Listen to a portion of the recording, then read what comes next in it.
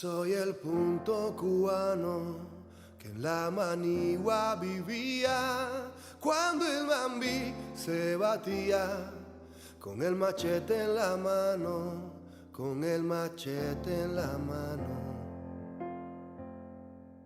Saludos estudiantes, profesores y familia que nos acompañan en este recorrido por la historia de Cuba. Sean todos bienvenidos a la Historia Patria en 9º grado. Continuaremos en la clase de hoy trabajando los contenidos relacionados a la segunda etapa del proceso histórico cubano, la que se denomina como conquista y dominación colonial. Hemos analizado hasta aquí hechos correspondientes al periodo comprendido entre 1868 y 1878, la Guerra de los 10 años. Guerra en la que se destacaron importantes hombres, pero también valerosas mujeres. Me han estremecido un montón de mujeres, mujeres de fuego, mujeres de nieve. Me estremeció la mujer que parió 11 hijos. La mujer cubana en la actualidad es reconocida por su entrega y sacrificio, ocupando un lugar cimero en nuestra sociedad. Nuestro comandante en jefe Fidel Castro en una ocasión las definió como una revolución dentro de la revolución, pero no siempre la mujer cubana tuvo este puesto en la sociedad cubana. Lo que sí sabemos es que desde los primeros momentos que se comenzó a hablar de la independencia de Cuba, allí estuvo presente la mujer. ¿Cuáles fueron estas patriotas? ¿Qué labor desarrollaron? En la clase de hoy yo les propongo a ustedes como tema analizar el siguiente contenido. La mujer en la revolución de 1868 y también aparejado a este proceso, a este reconocimiento que vamos a hacer hoy a la mujer cubana, vamos a trabajar dos duros golpes que sufrió la revolución en los años 1873 y 1874. Estamos hablando de la caída en combate de Ignacio Agramonte y Loynaz el Mayor y de Carlos Manuel de Céspedes, el padre de la patria. ¿Cuáles fueron las mujeres que se destacaron en este primer periodo de lucha por la independencia de Cuba? Recuerden que estamos trabajando la Guerra de los 10 años.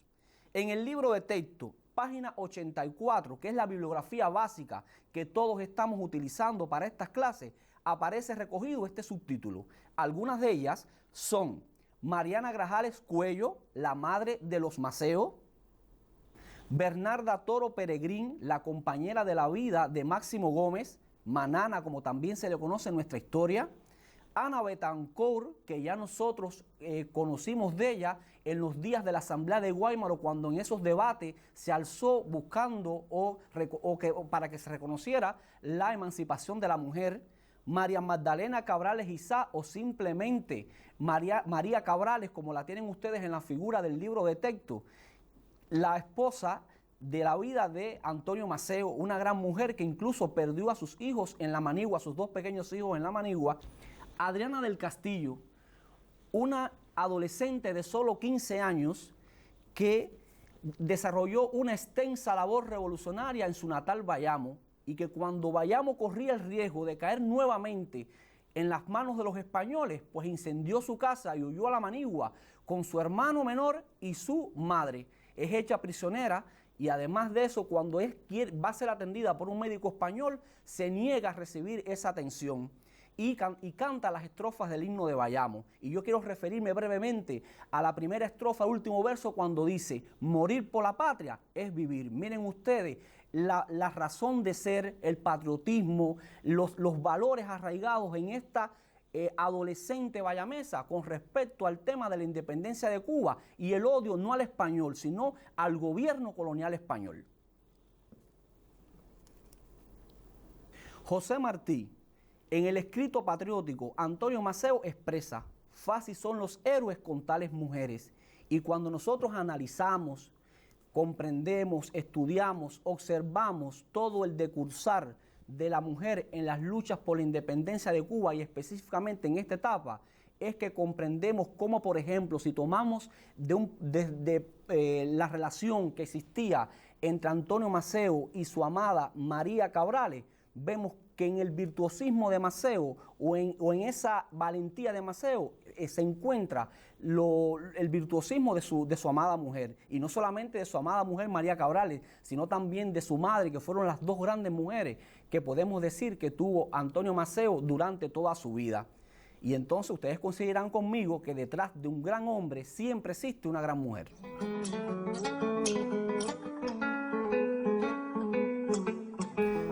Dentro de las labores revolucionarias que desarrollaron las mujeres durante la guerra, ellas compartieron el sufrimiento de la vida en la manigua, sirvieron de enlace, fueron en muchas ocasiones combatientes en la propia guerra con el fusil en mano, con el machete en la mano también, mensajera, enfermera. En eso se centró fundamentalmente la labor de la mujer durante la guerra.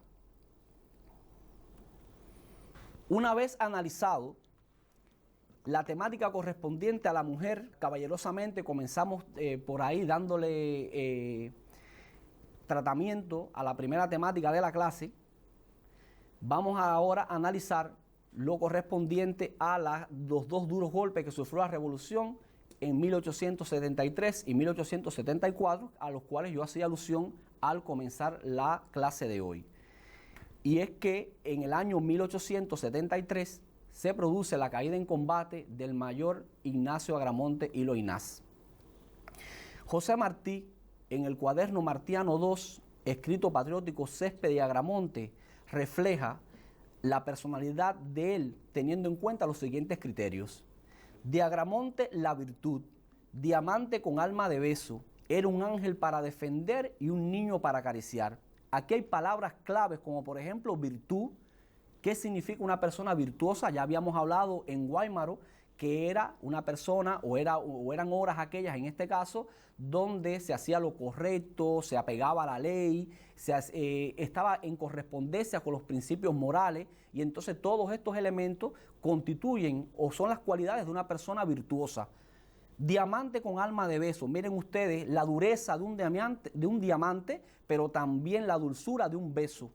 Era un ángel para defender y un niño para acariciar. Bueno, ¿por qué ángel? El ángel es el que cuida, es el que protege, pero también un niño para acariciar. ¿Por qué? Porque él trataba con dulzura a todos sus subordinados. Así era como le decíamos siempre, el mayor, con una voz que era de mando y de piedad. O sea, a la misma vez que fue intransigente con la disciplina, a la misma vez que imponía el respeto, también llamaba a capítulo a sus subordinados y bueno, los requería cuando algo no andaba bien.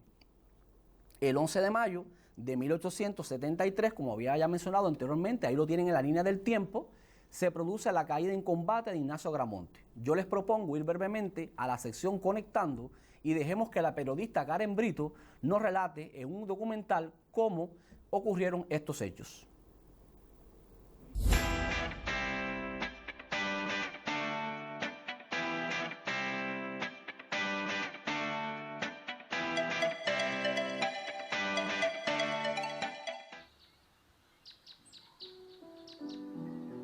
Aquí, en los potreros de Jimaguayú, el 11 de mayo de 1873, murió Ignacio Agramonte y Loynaz en un desigual enfrentamiento con los españoles.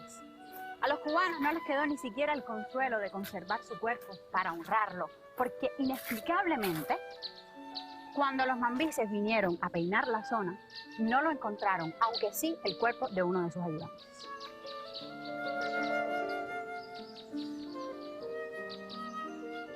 Después vinieron los españoles, que sí encontraron el cuerpo, lo lograron identificar gracias a los documentos que portaba.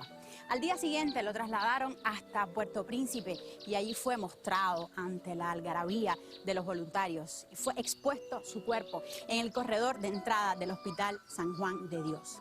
Y ahí las versiones difieren. Unas cuentan que fue trasladado al cementerio, allí incinerado y sus cenizas esparcidas al viento.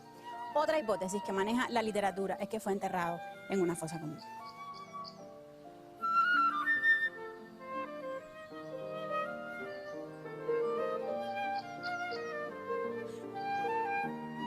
Pero lo que sí está claro es que le tenían miedo a su ejemplo, aún después de muerto. Tenía 31 años. Recuerden ubicar en la línea del tiempo el hecho histórico, ¿verdad? Recuerden que una de las habilidades que le vengo ya hablando en este segundo encuentro es la ubicación espacial y temporal de los hechos históricos para que ustedes conozcan ya y se puedan ubicar en tiempo y espacio a la hora de caracterizarlo, porque bueno, la ubicación espacial y temporal también forman parte de las características esenciales de cualquier hecho histórico, de cualquier proceso que estemos estudiando. Para valorar la personalidad de Agramonte es necesario tener en cuenta su ardua trayectoria revolucionaria. ¿Cuáles son los elementos a destacar en todo este proceso de la vida militar y la vida independentista de Agramonte? Bueno, la destacada actitud en la reunión de Minas, donde combatió los criterios reformistas dados allí por Napoleón Arango, ¿verdad? Salvó en ese momento la revolución. Participó en la Asamblea de Guaymaro, nosotros lo habíamos visto en el encuentro anterior, y sabemos que él fue aquí coautor de esa constitución. Organizó la caballería camagüeyana, una de las caballerías mejor organizadas, más combativas con las que contó el Ejército Libertador.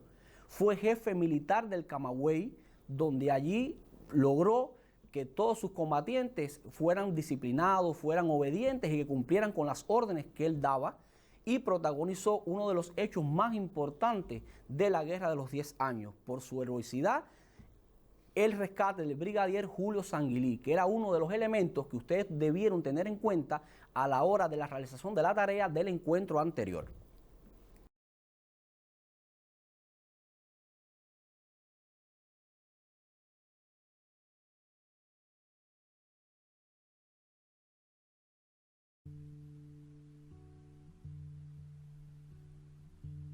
El hombre se hizo siempre de todo material, de vías señoriales o barrio marginal.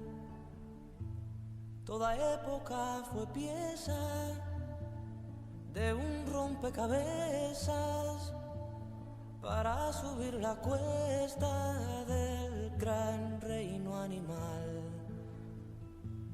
Con una mano negra y otra blanca mortal.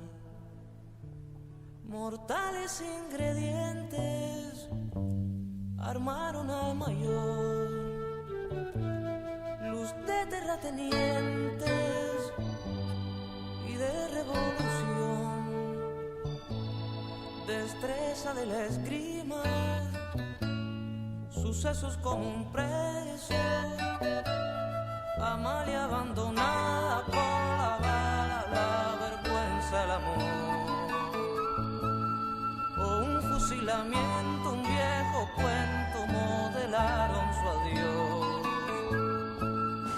Va cabalgando el mayor con su herida, y mientras más mortal el tajo es más de vida. Va cabalgando sobre una palma escrita, y a la distancia de 100 años resucita.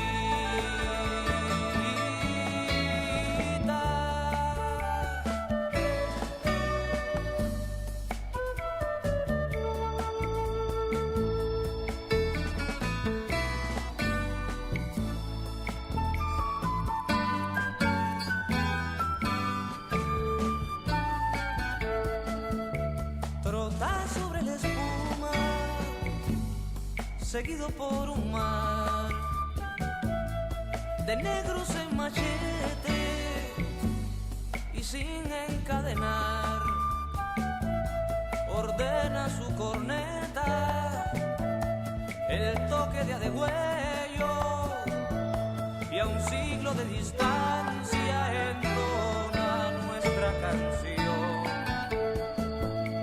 y con recia garganta canta, espanta lejos la maldición. Va cabalgando el mayor con su herida, y mientras más mortal el tajo es más de vida. Va cabalgando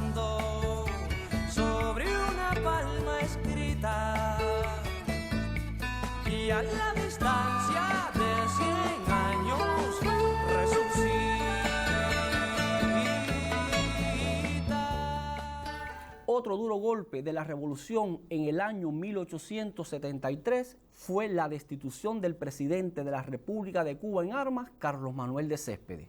Ustedes recordarán que Céspedes había sido elegido en el año 1869 como primer presidente de la República de Cuba en armas. Por las tensiones que había, las discrepancias que había entre la Cámara de Representantes, que ustedes saben que se le dio un poder ilimitado en cuanto a nombrar y a destituir el propio presidente de la República de Cuba en armas, en Bijagual, el 27 de noviembre de 1873, Céspedes es demovido de su cargo de presidente y se retira sin escolta solo hacia San Lorenzo, cerca de la Sierra Maestra. Allí llevó a cabo toda una fructífera labor en cuanto a la alfabetización de los habitantes de la zona. Te propongo, desde nuestra sección Clio Curiosidad, ver cómo ocurrieron estos hechos.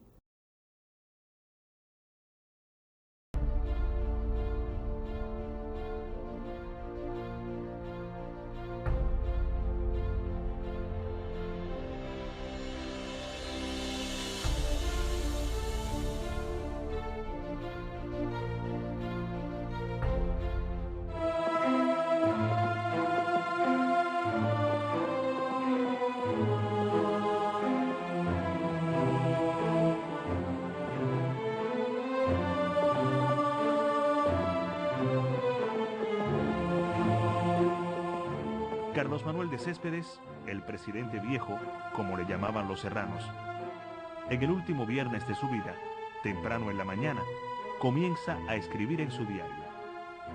Como presintiendo una desgracia cercana, Céspedes hace una reseña biográfica de algunos de sus más crueles enemigos. Y es realmente un hombre de decisiones en momentos difíciles.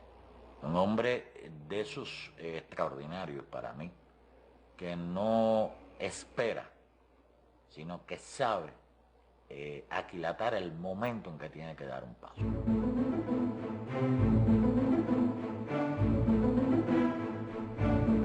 Normalmente nunca andaba solo, pero ese día envía a su hijo Carlitos por unos zapatos, al ayudante Pavón a colaborar con unos vecinos en la construcción de un rancho, y al prefecto Lacret, atacado por la fiebre, a que se fuera a acostar.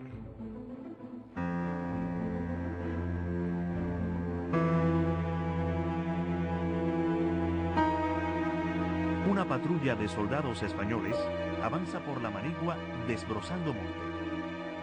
Se acercan sigilosamente a San Lorenzo.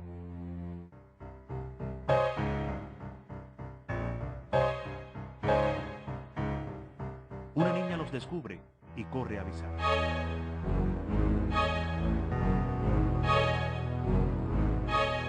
Céspedes empuña su arma. Sale del bohío y se interna en el monte. Los soldados que se encuentran a muy poca distancia le convinan a rendirse. Céspedes no quiere caer prisionero y se enfrenta a ellos. Dispara 2 veces y logra herir a uno de sus perseguidores, pero a boca de jarro es alcanzado por las balas españolas y cae mortalmente herido.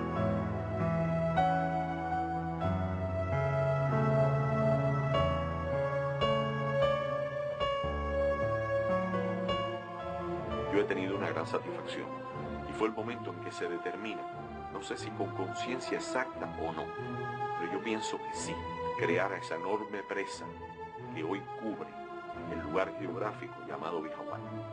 Y esa presa se llama Carlos Manuel de Céspedes. Ese baño purificador limpió la historia. El Padre está en su lugar.